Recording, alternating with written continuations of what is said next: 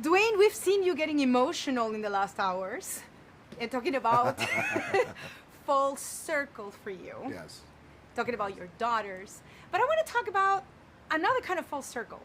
Your culture was banned for 100 years. 4 generations could not talk in their language and teach each other. What does it mean for you to be able, with an animated feature, to go and teach the world your culture? It reminds me of how far we've come. It also reminds me of how small-minded at times we all can be, our world can be.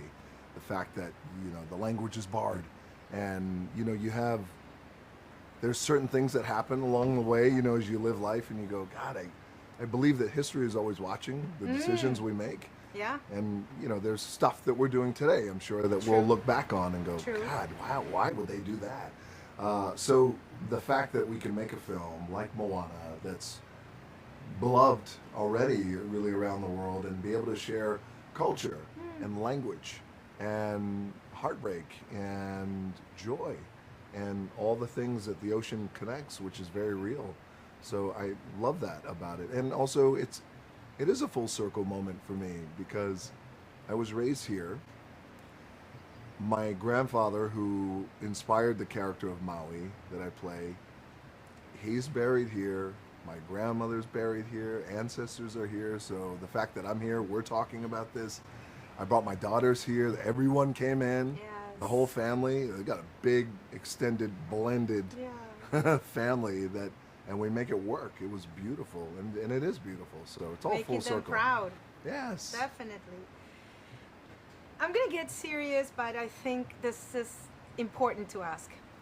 There's a crescent current of misogynist rhetoric influencers that are teaching young adults that women are property.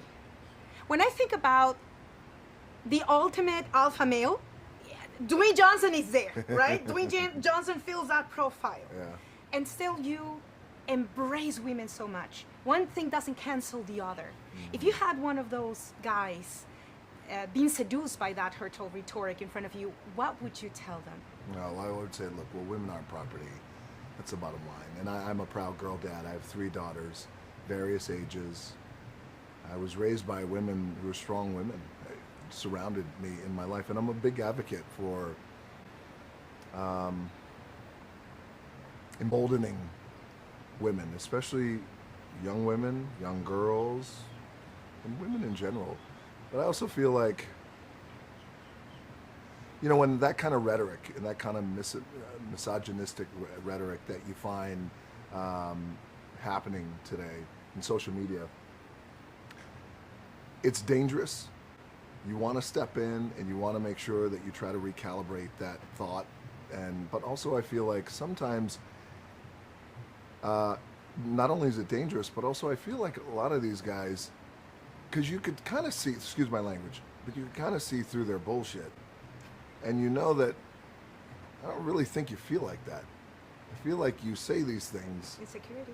You're insecure, you're looking for clicks, and you're looking to gain notoriety. But man, so that's what I would like to say to them. I don't know if I could say it now on camera, because then I'll get in trouble and get arrested for what I do to them. But I think it's important for somebody like you that made it, that is a strong guy, to embrace females. I just think it's so important. Embrace women and important. support women for sure, absolutely. But you also I find like the guys I think who are the most secure guys and the most alpha guys aren't the guys who are talking shit about women. Those aren't the guys. These guys they move quietly and supportively and put their women, their daughters, their wives, their mothers in front of them, and they stand behind them and support them that way. So those other guys, they're not alpha males. No. Thank you so much. Thank you. Always good to see you.